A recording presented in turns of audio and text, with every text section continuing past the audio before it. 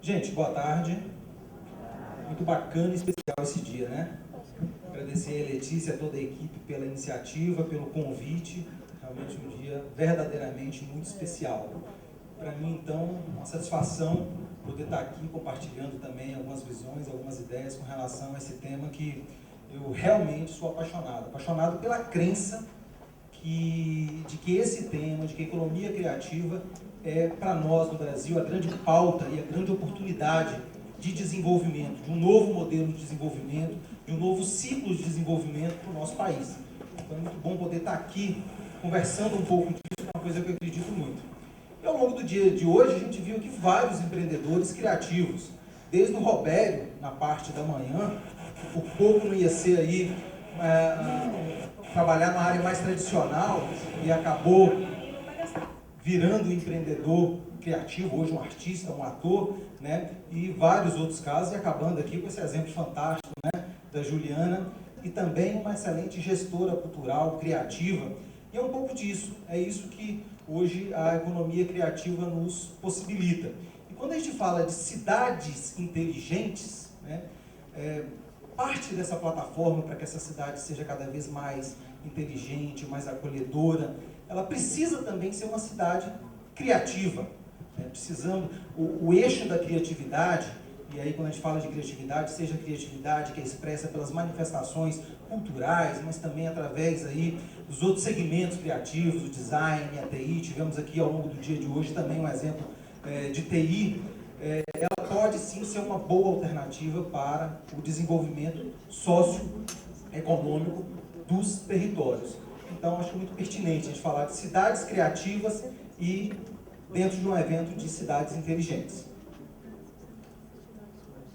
Por favor.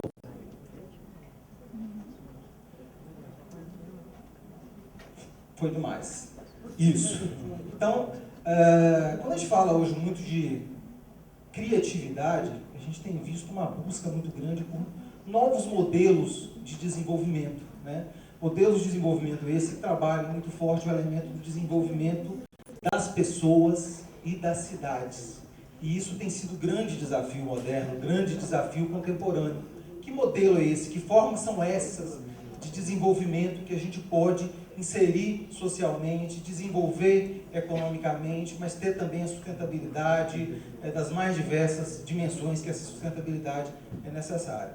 E essa busca dessas novas formas de desenvolvimento, alguns países e algumas nações fizeram algumas descobertas, talvez um pouco antes da gente, da maneira estruturada. E aí, a gente tem, por exemplo, a Austrália, onde o conceito de que a criatividade pode ser aí um elo, né, ou uma mola propulsora do desenvolvimento, eles começaram a pensar e a discutir isso desde 1994, quando criaram um conceito lá de nação criativa, né? Como é que a Austrália poderia, através dos seus atributos da criatividade, ter uma plataforma de desenvolvimento. Você tem, por exemplo, a cidade de Sydney, que tem um plano estratégico de ser cidade criativa até 2030, abordando as várias dimensões, seja a mobilidade, seja a sustentabilidade, a valorização dos artistas, dos criativos. Então, a criatividade ela passa a virar uma política pública. Ela passa a ser um elemento essencial na pauta do desenvolvimento. Temos um outro país, né, que é um país aí precursor, um país referência, nisso que é a Inglaterra. A Inglaterra, lá em 1998, ela faz o primeiro mapeamento estruturado que vira referência, que criou um paradigma com relação a isso, que foi o mapeamento das atividades criativas do país, né? O então primeiro-ministro Tony Blair, na discussão de governo, como é que podemos, qual é a nova pauta de desenvolvimento para a Inglaterra, nesse mundo aí que já era um mundo quase pós-industrial, para que realmente pudesse gerar desenvolvimento. E eles fazem esse mapeamento das indústrias criativas, e isso vira uma política pública, uma política de governo, que gera inclusive um Ministério de Indústrias Criativas. Então é a primeira referência que se tem de um governo que cria uma estrutura de gestão pública voltada essencialmente para desenvolver o que eles identificaram nesse mapeamento de indústrias criativas como as 13 atividades, os 13 segmentos estratégicos dentro do conceito de indústria criativa. E aí, entre 2001 e 2008, esse tema ele começa cada vez mais a ganhar uma centralidade por parte de pesquisadores, tanto de universidades, quanto dos próprios governos. Em 2001, o Hawkins lança uma obra que também vira uma obra paradigmática, uma obra referência com relação à economia criativa, né? Como é que a economia criativa ela pode ser uma estratégia de desenvolvimento. É uma obra até hoje muito atual e muito referenciada, que foi escrita lá no início de 2001. E, em 2008, a UNCTAD, ou seja, Braço de Desenvolvimento das Nações Unidas, elabora um fantástico, muito bem redigido documento, que faz um mapeamento do que significava a economia criativa para o mundo lá em 2008. E aí a gente começa a ter esse tema cada vez mais em evidência. E aqui no Brasil também, nessa época, isso já começa a ganhar uma certa dimensão.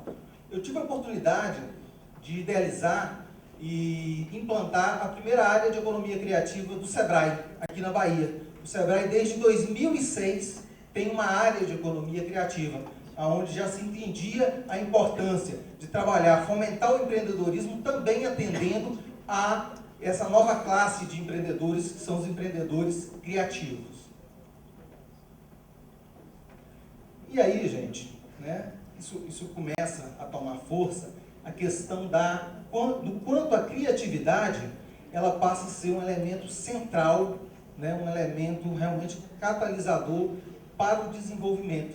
É óbvio, o ser humano ele sempre usou o seu talento criativo, a sua capacidade criativa desde os primórdios, né? Desde as épocas mais remotas, aonde ele sempre usou da sua criatividade, do seu talento humano para criar as mais diversas soluções que fossem sendo necessárias ao longo da vida. E hoje em dia, da mesma forma, o ser humano, e hoje cada vez mais, ele busca, né? A gente hoje viu muitas questões ligadas à tecnologia, a esse mundo digital, high-tech que a gente vive, mas o quanto cada vez mais as pessoas também elas estão buscando o seu centro, estão buscando aí o seu eixo, resgatando um pouco as suas origens e tendo algumas necessidades de relacionamento, de conexão, para lidar com esse paradoxo do mundo moderno, que é um mundo cada vez mais digital, mas é um mundo que cada vez mais também as pessoas buscam a sua essência. E essa busca da essência, ela, através da criatividade, ela está muito forte, né? Também nessa busca que as pessoas têm de cada vez poder consumir entre aspas, né, as várias expressões criativas, seja através da arte, da cultura, das linguagens culturais, seja, lógico, também através dos produtos digitais. Então, o ser humano hoje ele vive um novo momento da sua relação com o consumo dos bens culturais, dos bens criativos, né? E ele vive também um novo momento da forma de poder expressar essa sua capacidade criativa e isso virar um bem, um produto cultural que gere também renda própria, renda coletiva e desenvolvimento para um determinado local. Então, a gente tendo uma visão ampla da criatividade como elemento central, né, cada vez mais a cultura sendo colocada como elemento estratégico para o desenvolvimento, como eixo de desenvolvimento. Pode passar, por favor, os demais. E aí a gente tem cada vez mais o entendimento da importância da indústria cultural, da economia da cultura, que é um campo de pesquisa, um campo de estudo, um campo de profissionalização cada vez mais presente, até migrando, até ampliando, derivando, podemos dizer assim, para as indústrias criativas, para a economia criativa.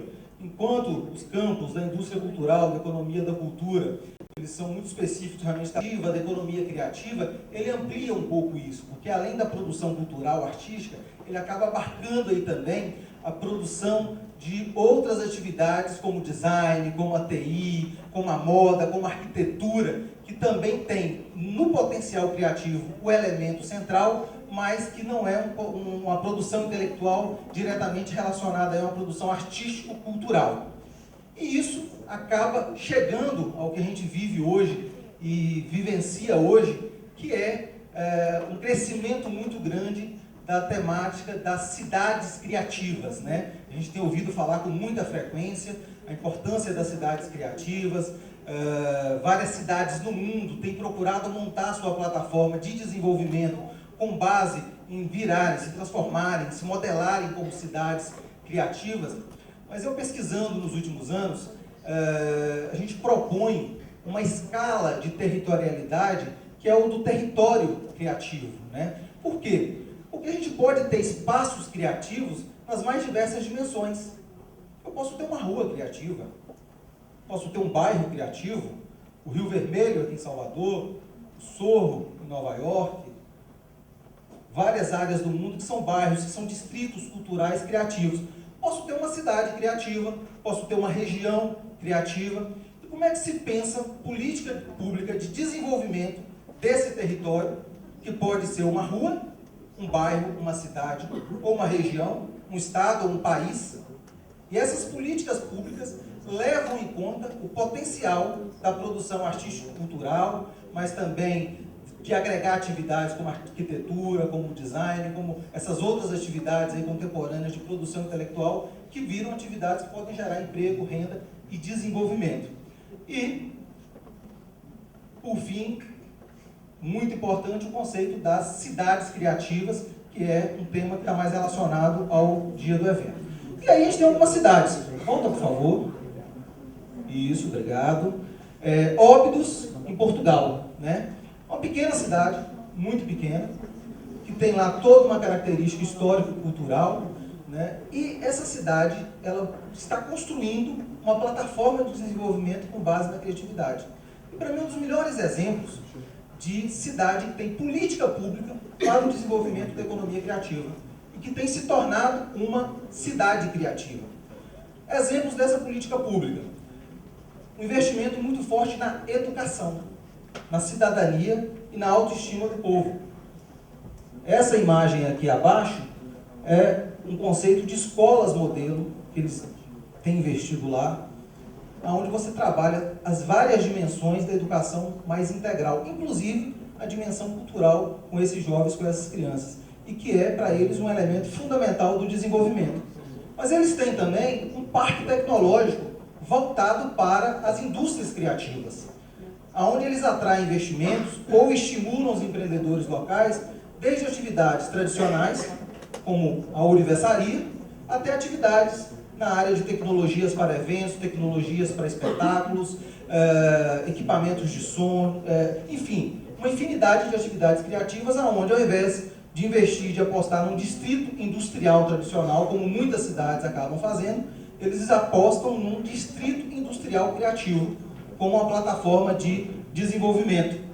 Eles têm um calendário de eventos anual, e um dos eventos mais interessantes é um evento que é o Festival Mercado Medieval, onde eles revivem, né, todas as tradições dos eventos medievais, e isso vira um grande atrativo e uma grande forma de projeção daquela cidade.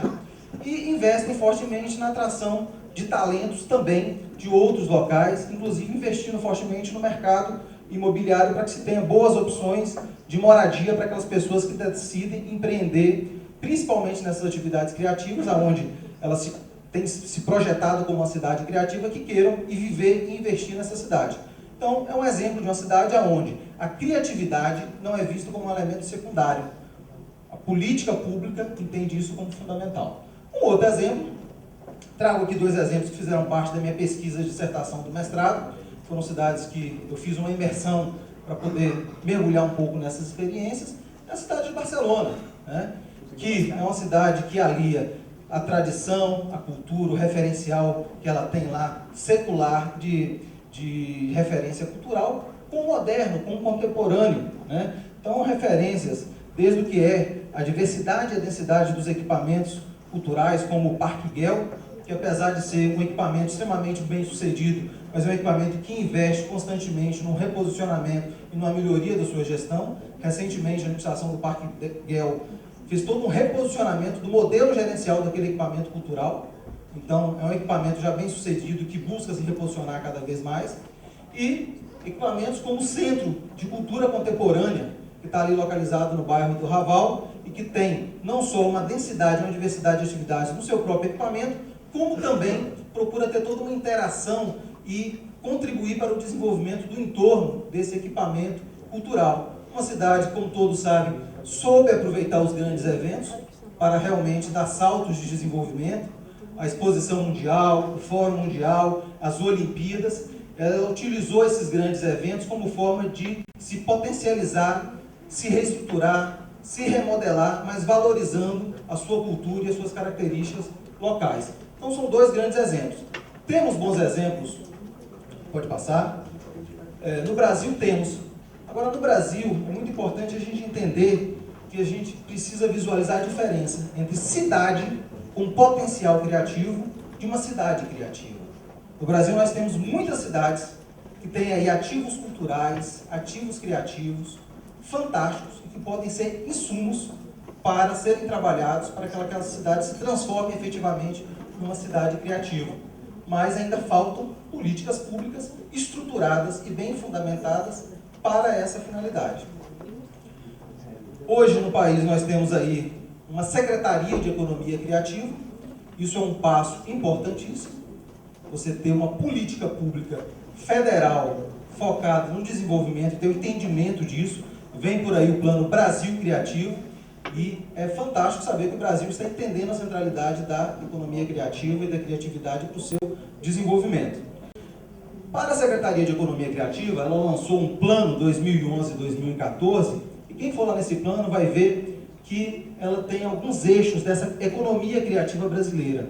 Uma coisa fantástica que essa secretaria tem feito é de que não basta simplesmente copiar o modelo lá dos ingleses, dos australianos ou dos espanhóis, por mais que as referências internacionais sejam importantes num processo de intercâmbio, de benchmark. Mas ela tem construído o próprio referencial nacional do que é essa matriz, essa visão de economia criativa no Brasil. E os eixos são a inclusão social, a crença de que a economia criativa pode sim gerar inclusão social, e hoje nós temos, por exemplo, no Brasil, vários projetos que fazem isso através da música, da dança, projetos sociais. O eixo da inovação, da sustentabilidade e da própria diversidade cultural. E lógico, no Brasil a gente tem vários exemplos, dentre essas cidades, Tiradentes, Ilhéus, Manaus, São Luís, Blumenau, Vitória, Parintins, várias cidades aqui que já são, talvez, cidades muito próximas de serem cidades criativas, como também cidades que ainda têm somente o potencial criativo. E para finalizar, alguns conceitos do que seria importante uma cidade, então, ser uma cidade criativa. Que exista diversidade de segmentos criativos, que haja um processo de fortalecimento da cidadania, da educação, da autoestima, uma visão de futuro compartilhada dos cidadãos, do poder público, dos empresários, política pública e plano local, que não basta ter somente a intenção, incentivos para os criativos, para a classe artística, para a classe cultural, infraestrutura para a qualidade de vida, porque tem que ser, antes de tudo, uma cidade boa e acolhedora para os moradores, gerar experiências memoráveis tanto para quem vive quanto para quem vem visitar, e ser uma cidade que estimule a criação, a inovação e a implantação desses processos criativos. Por fim, criatividade, eu tenho a crença de que é a base para o desenvolvimento socioeconômico das pessoas, das organizações e das cidades. Muito obrigado.